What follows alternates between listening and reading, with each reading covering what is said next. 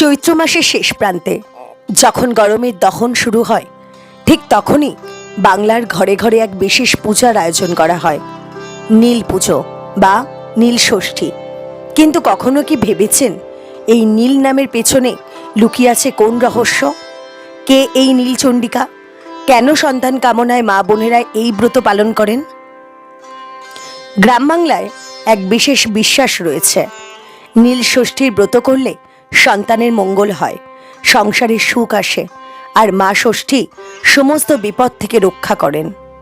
এই পূজা শুধু ধর্মীয় নয়, এটি মায়েদের অনুভূতি, বিশ্বাস এবং সন্তানের প্রতি ভালোবাসার এক গভীর প্রতীক। প্রাচীনকাল থেকেই ষষ্ঠী দেবীকে সন্তানের রক্ষাকর্ত্রী হিসেবে মানা হয়। তিনি মূলত দেবী দুর্গার এক রূপ, যিনি শিশুদের রক্ষা করেন এবং সন্তানহীন নারীদের সন্তান দান করেন। কথিত আছে, একসময় পৃথিবীতে শিশু মৃত্যুর হার বেড়ে গিয়েছিল। তখন দেবতারা ব্রহ্মার কাছে প্রার্থনা করেন। ব্রহ্মা তখন দেবী ষষ্ঠীকে সৃষ্টি করেন, যিনি পৃথিবীতে এসে শিশুদের রক্ষা করতে শুরু করেন। এই দেবী পরে বিভিন্ন রূপে পূজিত হতে থাকেন, কখনো ষষ্ঠী, কখনো চণ্ডিকা, আবার কখনো নীলচণ্ডিকা নামে। নীল শব্দটি এসেছে গভীরতা, আকাশ এবং অসীম শক্তির প্রতীক হিসেবে। শিবের নীলকণ্ঠ রূপের সাথেও এই নীল নামের গভীর সম্পর্ক রয়েছে। বিশ্বাস করা হয় এই দিনে ভগবান শিব এবং দেবী ষষ্ঠীর মিলিত শক্তিকে পুজো করা হয়। গ্রাম বাংলায় এই দিনটিকে বলা হয় নীল ষষ্ঠী, নীল পূজা অথবা নীলচণ্ডীর ব্রত। বাংলার মায়েরা এই দিনে সারাদিন উপোস করে থাকেন এবং সন্ধ্যায় শিব ও ষষ্ঠী দেবীর পূজা করেন। বিশেষ করে সন্তানের দীর্ঘায়ু কামনা, অসুখ বিসুখ থেকে রক্ষা, সন্তান লাভের আশায় এই ব্রত পালন করা হয়। একটা কথা খুব প্রচলিত, যে মা নীল ষষ্ঠীর ব্রত করে তার সন্তান থাকে সুস্থ ও দীর্ঘজীবী। অনেক দিন আগে এক গ্রামে বাস করত এক নিঃসন্তান দম্পতি। তাদের জীবনে ছিল না কোনো সুখ, না কোনো হাসি। একদিন এক বৃদ্ধা এসে তাদের বলল, নীল ষষ্ঠীর ব্রত করো, মা ষষ্ঠী তোমার কোলে সন্তান দেবে। এরপর যা ঘটেছিল তা আজও মানুষের মুখে মুখে ঘোরে। এবার আমরা জানব এই নীল পুজোর সাথে জড়িয়ে আছে সতীর পুনর্জন্মের অলৌকিক রহস্য। হিন্দু পুরাণে একটি অত্যন্ত গুরুত্বপূর্ণ ঘটনা হল দেবী সতীর আত্মাহুতি এবং তার পুনর্জন্ম। দেবী সতী ছিলেন ভগবান শিবের পত্নী, কিন্তু তার পিতা রাজা দক্ষ শিবকে অপমান করতেন। একদিন রাজা দক্ষ সেই বিশাল যজ্ঞের আয়োজন করেন, যেখানে তিনি শিবকে আমন্ত্রণ জানাননি। সতী সেখানে গিয়ে তার স্বামীর অপমান সহ্য করতে না পেরে যজ্ঞকুণ্ডে আত্মাহুতি দেন। এই ঘটনায় শিব ক্রোধে ফেটে পড়েন। তিনি তাণ্ডব নৃত্য শুরু করেন আর সমগ্র সৃষ্টি কেঁপে ওঠে। সময়ের পরিক্রমায় সতী পুনর্জন্ম নেন হিমালয়ের কন্যা পার্বতী হিসেবে। এই পার্বতী কঠিন তপস্যা করে আবার শিবকে স্বামী হিসেবে লাভ করেন। এই পুনর্জন্মের মধ্যেই লুকিয়ে আছে এক গভীর রহস্য, যা পরবর্তীতে নীলচণ্ডিকা রূপে প্রকাশ পায়। লোককথা অনুযায়ী পার্বতীর এক বিশেষ রূপ হলেন নীলাবতী বা নীলচণ্ডিকা। এই রূপটি সৃষ্টি হয়েছিল পৃথিবীর মায়েদের দুঃখ দূর করার জন্য। একবার দেবী পার্বতী পৃথিবীতে এসে দেখলেন অনেক মা তাদের সন্তান হারিয়ে কষ্ট পাচ্ছেন, অনেক নারী সন্তানহীনতার যন্ত্রণা সহ্য করছেন। এই দৃশ্য দেখে দেবীর হৃদয় কেঁপে ওঠে। দেবী তখন সংকল্প নিলেন, আমি এমন এক রূপ ধারণ করব যে রূপে আমি সকল মায়ের কোল ভরিয়ে দেব, তাদের সন্তানদের রক্ষা করব। এরপর তিনি ধারণ করলেন এক নতুন রূপ, নীলচণ্ডিকা। তার শরীর থেকে নীল আলো বিচ্ছুরিত হচ্ছিল। তার চোখে ছিল মাতৃত্বের স্নেহ আর ক্রোধের আগুন, দুটোই একসাথে। নীলচণ্ডিকার শক্তি ছিল অসীম। তিনি সন্তানহীন নারীদের সন্তান দান করতেন, শিশুদের অকাল মৃত্যু থেকে তাদের রক্ষা করতেন, অসুখ বিসুখ দূর করতেন। গ্রাম বাংলায় বিশ্বাস করা হয় মা নীলচণ্ডিকার কৃপা ছাড়া সন্তানের পূর্ণ সুরক্ষা সম্ভব নয়। এবার আসি সেই নিঃসন্তান দম্পতির গল্পে। বৃদ্ধার কথা শুনে তারা শুরু করলো নীল ষষ্ঠীর ব্রত। দিনের পর দিন তারা নিষ্ঠার সাথে সেই ব্রত পালন করতে লাগলো। একদিন রাতে স্ত্রীটি স্বপ্নে দেখল এক উজ্জ্বল নীল আলো তার ঘরে প্রবেশ করছে। সেই আলো থেকে ধীরে ধীরে প্রকাশ পেল মা নীলচণ্ডিকা। দেবী মৃদু হেসে বললেন, ভয় পেও না, তোমার ভক্তিতে আমি সন্তুষ্ট, খুব শীঘ্রই তোমার কোল ভরবে। স্বপ্ন ভেঙে যাওয়ার পর থেকেই তাদের জীবনে পরিবর্তন শুরু হলো। কিছুদিনের মধ্যেই সেই নারী গর্ভবতী হলেন। গ্রামের সবাই অবাক হয়ে গেল। সবাই বুঝতে পারল এটা কোনো সাধারণ ঘটনা নয়, এটা মা নীলচণ্ডিকার কৃপা। মা নীলচণ্ডিকার আশীর্বাদে নিঃসন্তান দম্পতির জীবনে নতুন আশার আলো এসেছে।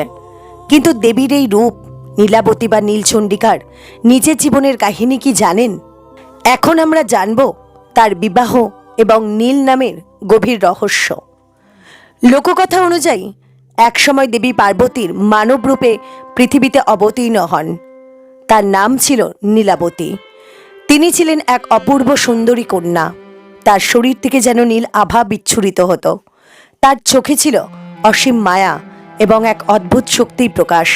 গ্রামের মানুষ তাকে সাধারণ মেয়ে ভাবলেও অনেকেই অনুভব করত এই মেয়েটি সাধারণ নয়। ছোটবেলা থেকেই নীলাবতীর মধ্যে দেখা যেত কিছু অদ্ভুত লক্ষণ। অসুস্থ শিশুদের ছুঁয়ে দিলে তারা সুস্থ হয়ে যেত। দুঃখী মানুষ তার কাছে এলে শান্তি পেত। গ্রামের বিপদ আপদ যেন তার উপস্থিতিতে দূর হয়ে যেত। গ্রামের বৃদ্ধারা বলতেন, এই মেয়েটি নিশ্চয়ই কোনো দেবীর অবতার। সময়ের সাথে সাথে নীলাবতী বড় হতে লাগলেন। তার সৌন্দর্য ও গুণের কথা চারিদিকে ছড়িয়ে পড়ল। একদিন এক রাজপুত্র তার কথা শুনে তাকে বিবাহ করার ইচ্ছা প্রকাশ করলেন।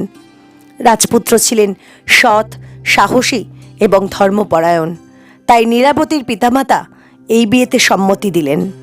বিবাহের দিন এক অদ্ভুত ঘটনা ঘটল। যখন নীলাবতী অগ্নির সামনে বসেছিলেন, হঠাৎ তার চারপাশে নীল আলো ছড়িয়ে পড়ল। সবাই অবাক হয়ে গেল। অনেকে ভয়ে কেঁপে উঠল, আবার কেউ কেউ মাথা নত করে প্রণাম করল। এক বৃদ্ধ পণ্ডিত তখন বললেন, এই কন্যা কোনো সাধারণ মানবী নন, তিনি দেবী স্বয়ং। এবার আসি সবচেয়ে গুরুত্বপূর্ণ প্রশ্নে, কেন তার নাম নীল? নীল শব্দটি শুধু একটি রং নয়, এটি একটি গভীর আধ্যাত্মিক প্রতীক। নীল মানে আকাশের অসীমতা, সমুদ্রের গভীরতা এবং মহাশক্তির প্রতীক। যেমন ভগবান শিব নীলকণ্ঠ, তিনি বিষ পান করে তার কণ্ঠ নীল করেছিলেন, যা ত্যাগ ও শক্তির প্রতীক। বিশ্বাস করা হয় নীলচণ্ডিকা হলেন শিবের শক্তির এক বিশেষ রূপ। শিব যেমন ধ্বংস সৃষ্টির অধিপতি, তেমনই নীলচণ্ডিকা জীবন দান ও রক্ষার শক্তির প্রতীক। এই কারণেই নীল নামটি তার সাথে জড়িয়ে আছে। বিবাহের পর এক রাতে নীলাবতীর স্বামী স্বপ্নে দেখলেন তার স্ত্রী ধীরে ধীরে এক দেবীর রূপ ধারণ করছেন। তার চারপাশে নীল আলো, হাতে অস্ত্র, মুখে করুণাময় হাসি। তিনি বুঝতে পারলেন, আমি একজন সাধারণ নারীকে নয়, এক দেবীকে বিবাহ করেছি। এদিকে সেই নিঃসন্তান দম্পতির ঘরে জন্ম নিল এক সুন্দর সন্তান।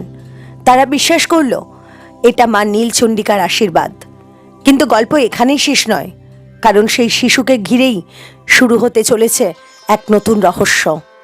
নিঃসন্তান দম্পতির ঘরে জন্ম নিল এক অপূর্ব সুন্দর শিশু। শিশুটির জন্মের দিন থেকেই সবাই বুঝতে পারল এই শিশু কোনো সাধারণ শিশু নয়, কারণ তার শরীর থেকে এক মৃদু নীল আভা বের হতো। সে খুব কম কাঁদত, আর তার চোখে ছিল এক অদ্ভুত শান্তি। বাবা মা আনন্দে আত্মহারা হয়ে গেলেন। কিন্তু সুখের এই মুহূর্ত বেশি দিন স্থায়ী হলো না। একদিন গভীর রাতে চারপাশে হঠাৎ অদ্ভুত নীরবতা নেমে এলো। কুকুরগুলো অকারণে চিৎকার করতে লাগলো। মা হঠাৎ অনুভব করলেন কেউ যেন তাদের বাড়ির চারপাশে ঘুরছে। তিনি জানালার দিকে তাকিয়ে দেখলেন একটি কালো ছায়া ধীরে ধীরে ঘরের দিকে এগিয়ে আসছে। তার চোখ দুটি জ্বলজ্বল করছে, তার মুখে এক ভয়ঙ্কর হাসি। মা ভয়ে কেঁপে উঠলেন। তিনি বুঝতে পারলেন এই ছায়া তার শিশুর জন্য এসেছে। তিনি ভয়ে কাঁপতে কাঁপতে মনে মনে প্রার্থনা করলেন, হে মা নীলচণ্ডিকা, তুমি তো আমাকে এই সন্তান দিয়েছ, এবার তাকে তুমিই রক্ষা করো। তার চোখ থেকে অশ্রু গড়িয়ে পড়তে লাগলো। ঠিক সেই মুহূর্তে ঘরের ভেতর হঠাৎ এক তীব্র নীল আলো ছড়িয়ে পড়ল। ছায়াটি চমকে উঠল। নীল আলোর মধ্যে ধীরে ধীরে প্রকাশ পেলেন মা নীলচণ্ডিকা। তার চোখে আগুনের মতো জ্বলছিল ক্রোধ, তার মুখে ছিল মাতৃত্বের স্নেহ। দেবী এক মুহূর্ত দেরি করলেন না। তিনি তার ত্রিশূল তুলে সেই অশুভ ছায়ার দিকে নিক্ষেপ করলেন।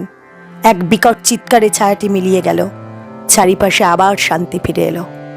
মা তখন বুঝতে পারলেন মা নীলচণ্ডিকা সবসময় তার সন্তানের আশেপাশে আছেন। তিনি মাটিতে বসে কাঁদতে কাঁদতে প্রণাম করলেন। এই ঘটনার পর থেকে পুরো গ্রামে এই কাহিনী ছড়িয়ে পড়ল। সবাই বলতে লাগলো যে মা নীলষষ্ঠীর ব্রত করে, মা নীলচণ্ডিকা তার সন্তানকে সব বিপদ থেকে রক্ষা করেন। এইভাবেই নীলষষ্ঠীর ব্রত গ্রাম বাংলায় জনপ্রিয় হয়ে উঠল। এরপর থেকে প্রতিটি মা এই ব্রত পালন করতে শুরু করলেন।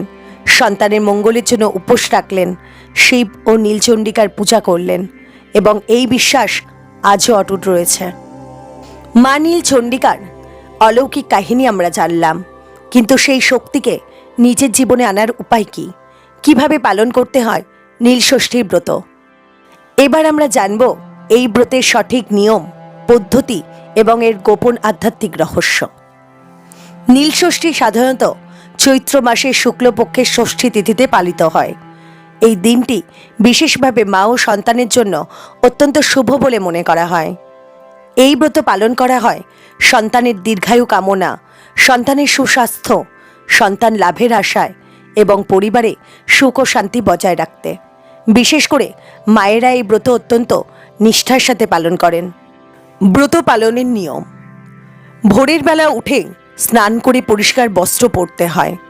শরীর ও মন দুটোই পবিত্র রাখা খুবই জরুরি। অনেক মা সারাদিন নির্জলা উপোস করেন, কেউ কেউ ফল বা জল গ্রহণ করেন, কিন্তু সম্পূর্ণ নিরামিষ থাকতে হয়। সন্ধ্যাবেলায় ভগবান শিবের পূজা, মা ষষ্ঠী ও নীলচণ্ডিকার আরাধনা করা হয়। পুজোয় ব্যবহার করা হয় বেলপাতা, ধূপ, প্রদীপ, কলা, দুধ, ফল, শীতল জল এবং নীল রঙের ফুল।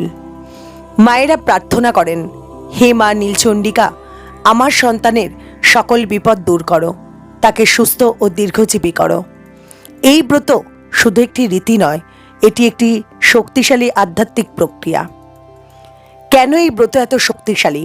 কারণ এটি একটি মায়ের ভালোবাসা ও ত্যাগের প্রতীক। উপবাসের মাধ্যমে শরীর ও মন পরিশুদ্ধ হয়, আর প্রার্থনার মাধ্যমে দেবীর শক্তির সাথে সংযোগ স্থাপন হয়।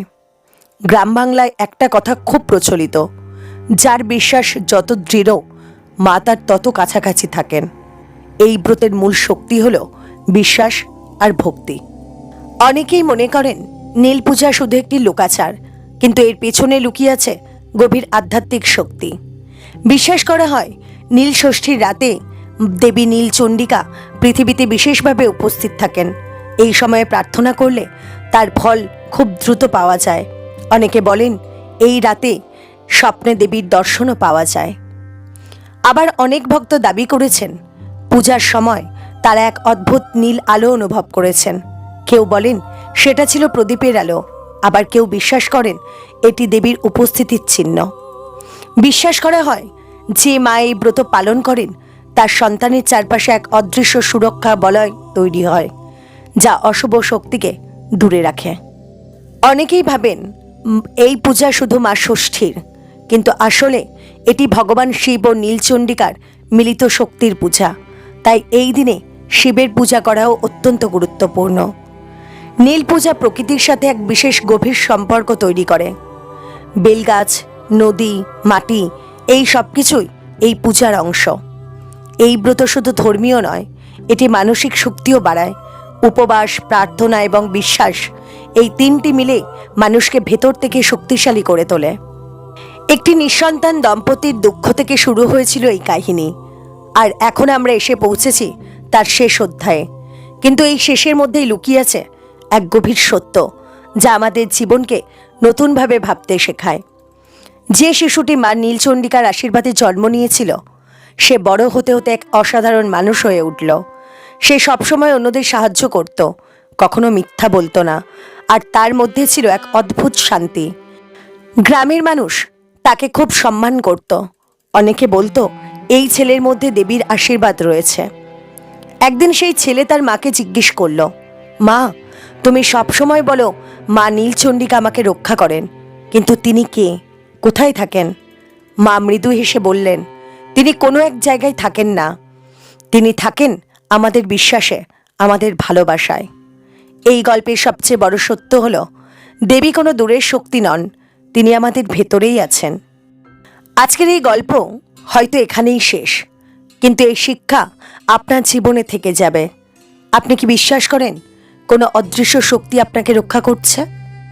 যদি এই ভিডিওটি আপনাদের ভালো লেগে থাকে, ভিডিওটিতে একটি লাইক করবেন, কমেন্ট করে লিখবেন জয় মা নীলচণ্ডিকা। চ্যানেলটি সাবস্ক্রাইব করে আমাদের পাশে থাকবেন। আপনার একটি লাইক আমাদের আরও এমন ভিডিও বানাতে অনুপ্রাণিত করবে। জয় মা নীলচণ্ডিকা, জয় মা ষষ্ঠী।